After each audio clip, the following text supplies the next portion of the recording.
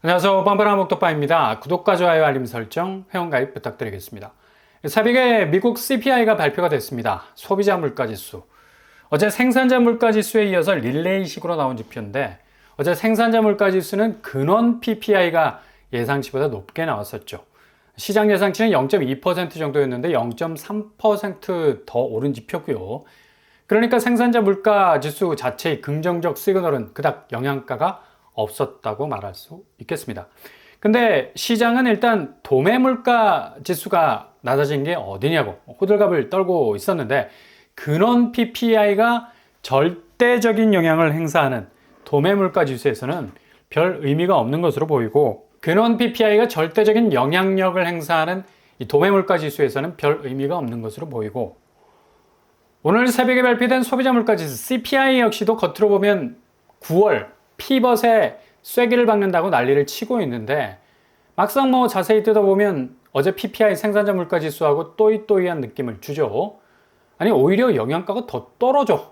겉으로 보기에 2%대로 떨어져서 시장이 엄청난 환호를 할 것 같았지만 소식을 전하는 언론 쪽에서만 벚꽃이 핀 것으로 전해지고 막상 미국 증시는 떨떠름한 입장이죠. 그래서 거의 보합세로 어제 나스닥, S&P 500 그리고 다우존스 모두 그냥 그럭저럭 보합세를 유지하고 있었습니다. CPI가 2%대로 내려갔다면 거의 우주 대폭발 양상을 보여야 하는데 세 지수 모두 보합세를 보였다는 얘기죠. 이건 뭘 말하느냐?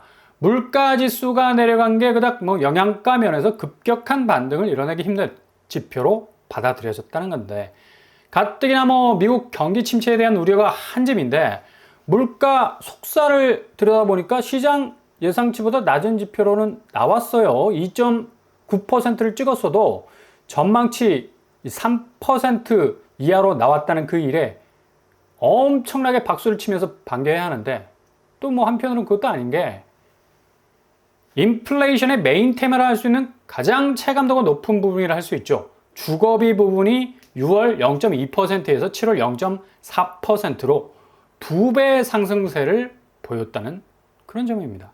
그리고 1년 전과 비교해서 거의 8.8% 정도가 치솟았다는 얘기죠.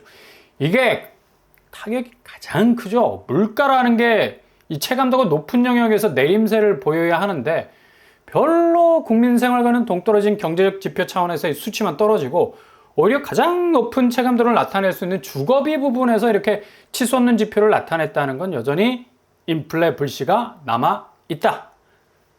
게다가 미국은 임대가주를 이루고 있는데 임대료 상승률이 0.3%에서 0.4%로 계속해서 뜀박질을 하고 있다는 점이죠. 이게 가장 치명적인 부분이라는 점입니다. 이런 점으로 미뤄볼 때 어제 미국 증시가 냄새를 맡은 거고 그러면 당연히 증시 지표가 치고 나갈 수 있는 여력이 없는 거죠.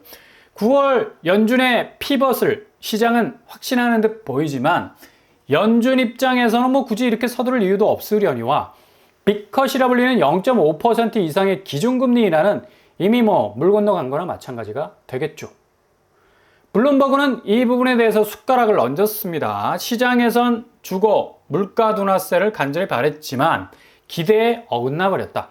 이 한 문장으로 앞으로 연준의 기준금리 상황이 그리 녹록치 않다라는 토를 달았고요. 전날 PPI가 낮아지는 기대에 찬물을 그대로 끼얹는 지표가 바로 부동산에서의 주거비 상승. 이게 앞으로 연준이 9월에 기준금리를 인하하기에도 상당히 꺼려지는 수치가 될 거고 특히 국제정세 부분에서 어떤 일이 벌어질지 아무도 확신을 할 수 없는 부분이 요즘에 커지고 있어서 또 다른 분쟁이 터질 수 있는 여지가 많다는 얘기죠.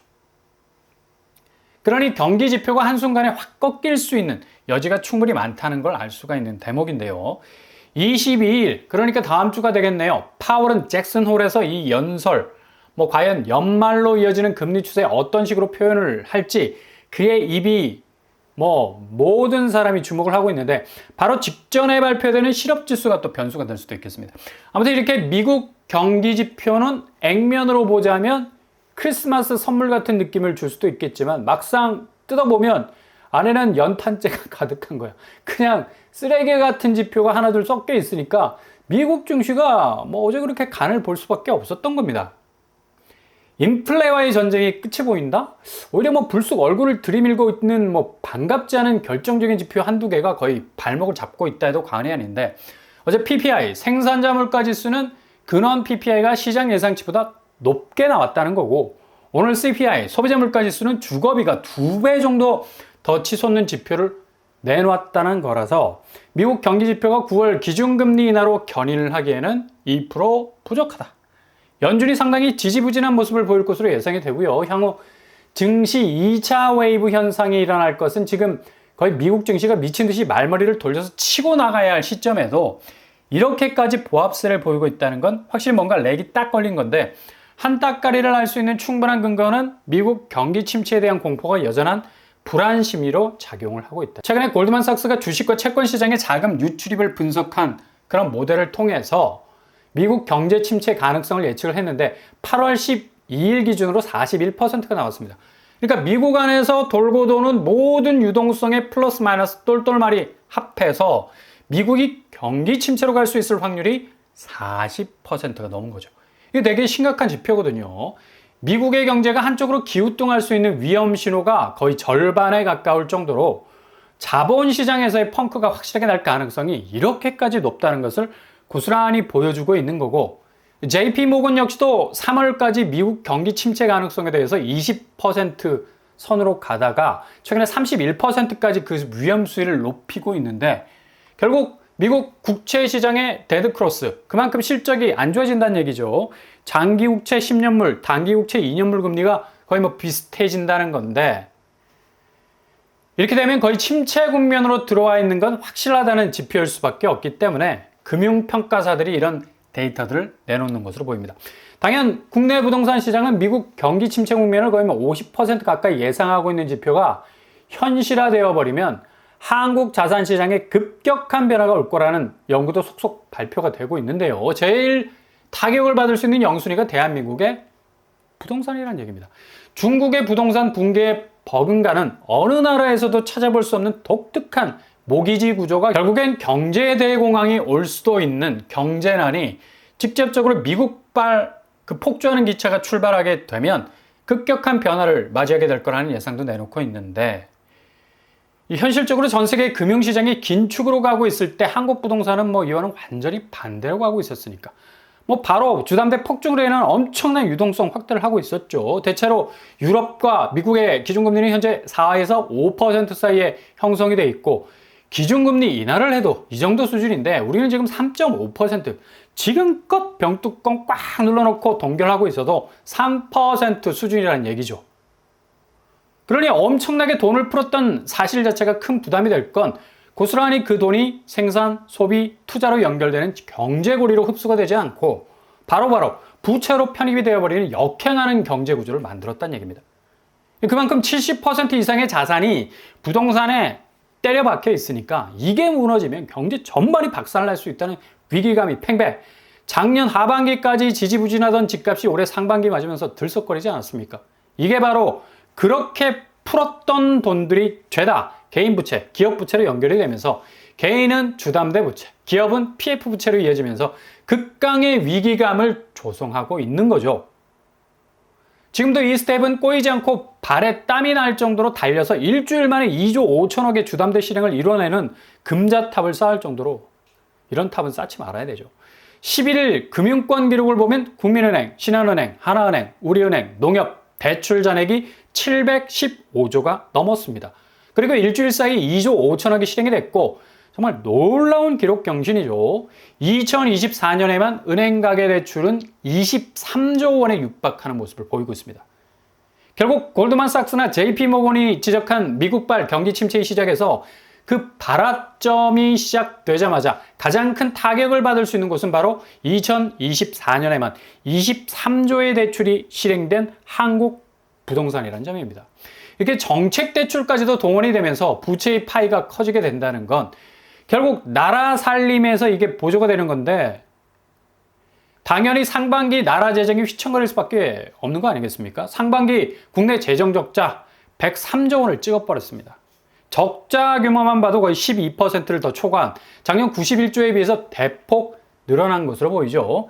기획재정부가 발표한 내용인데 일단 나라 재정이 흔들거릴 수밖에 없는 건 수입이 줄고 지출이 늘어난 건데 법인세가 3천억 정도가 줄어버렸습니다. 게다가 신속 집행이 늘어나면서 급하게 돈을 빼서 메꿔야 하는 부분이 커지니 20조가 증가한 건데 특히 신속 집행은 167조 규모라서 상당히 파이가 큰 걸 볼 수가 있죠. 이게 정책 대출로 빠져나간 비율은 볼 수는 없지만 아무튼 도시기금에서의 자금도 여러모로 다 연계가 되어 있는 부분이라서 전체 나라 재정 적자 규모가 이렇게까지 커진 거는 부채 규모도 무시 못하는 부분이라 할 수 있겠습니다.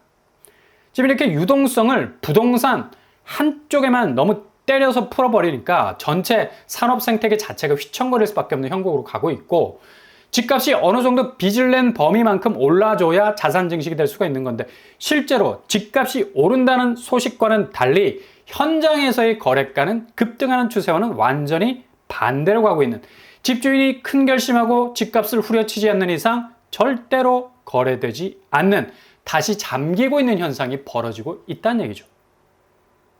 지금 이런 양상을 서울 거래량이 고스란히 보여주고 있는데 7월 거래량이 8천 건을 찍을 가능성 있을 정도로 쑥 하고 올라갔었어요. 전달 6월 7,400건에 비해서 올라온 수치인데 8월을 보면 다음 달 물론 카운터가 되겠지만 추세가 6월과 7월에 비해서 상당히 저공 비행을 하고 있는 걸 볼 수가 있습니다.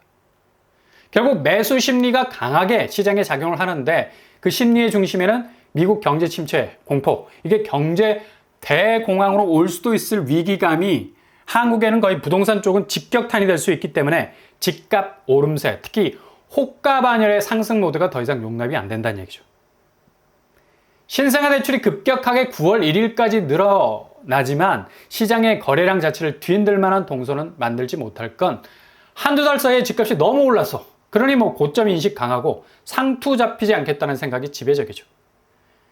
그러니 하반기 지나서 연말로 가면서 집값 자체가 상당한 변곡점을 맞이할 가능성 어느 때보다도 높다는 걸 알 수가 있습니다.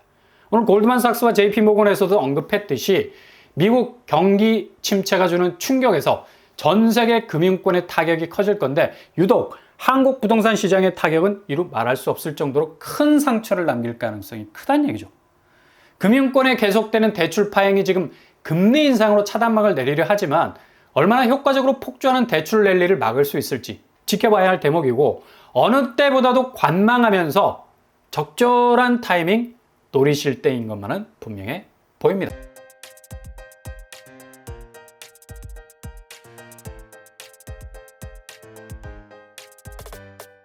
오늘의 부동산 캐릭터처 새벽에 나온 미국 물가지표 상당히 아리까리하죠. 역시 미국 경기 침체 국면이 확실해 보이는 쪽으로 가고 있고 금융평가사들이 전망하는 관점은 그리 낙관적이지 못하답니다. 심지어 한국 부동산의 자산가치 하락은 가장 큰 결정타가 될 수 있고 동시에 시중은행 대출 랠리는 위험 수위를 계속해서 높이는 중에 있습니다. 부동산 시장 정말 아슬아슬한 상태에서 계속되는 위험 하중을 높이고 있는 현실입니다. 오늘도 응원합니다. 항상 여러분의 길이 꽃길만 되실 수 있길 바랍니다. 이상으로 빰빰한 한국독방을 마치겠습니다. 구독과 좋아요 부탁드립니다. 감사합니다.